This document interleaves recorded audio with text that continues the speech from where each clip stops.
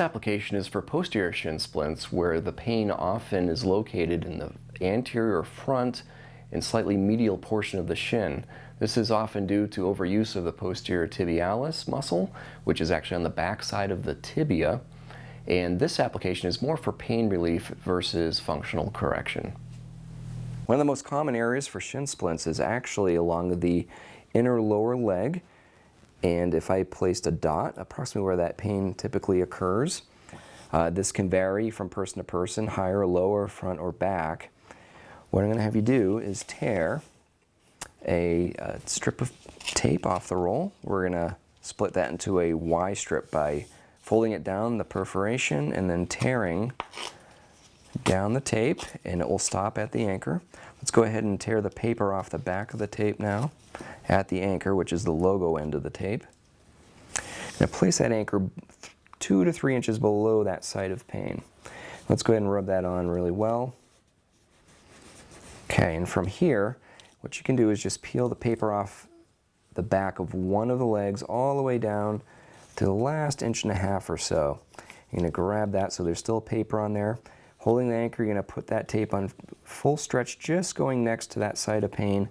And go ahead with this hand, go ahead and lay that tape down. If you go up by your knee joint, you can just go ahead and just lay that anchor down with no tension. Go ahead and lay that down. Okay, rub that spot down. Okay, let's go ahead and take the other piece off. Same thing, leave the last 1.5 inches.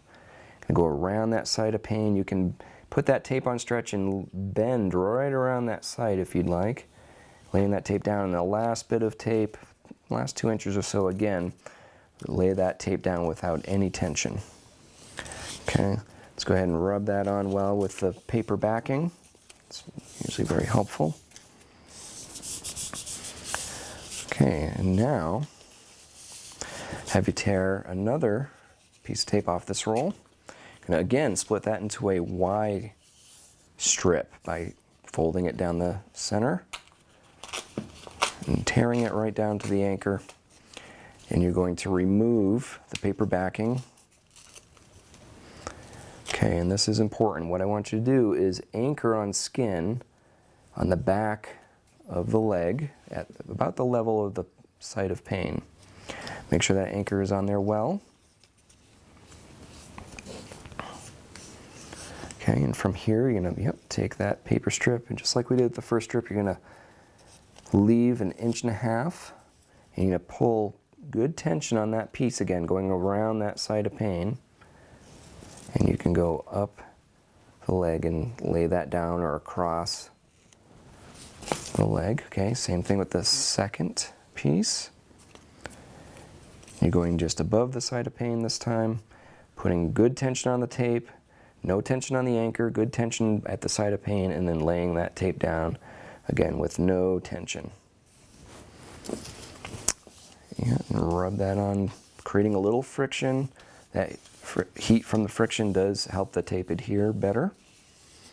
I like to get down by the ankle really good just to make sure that's kind of a very flexible point that needs extra adherence. And that's the application for posterior shin splints.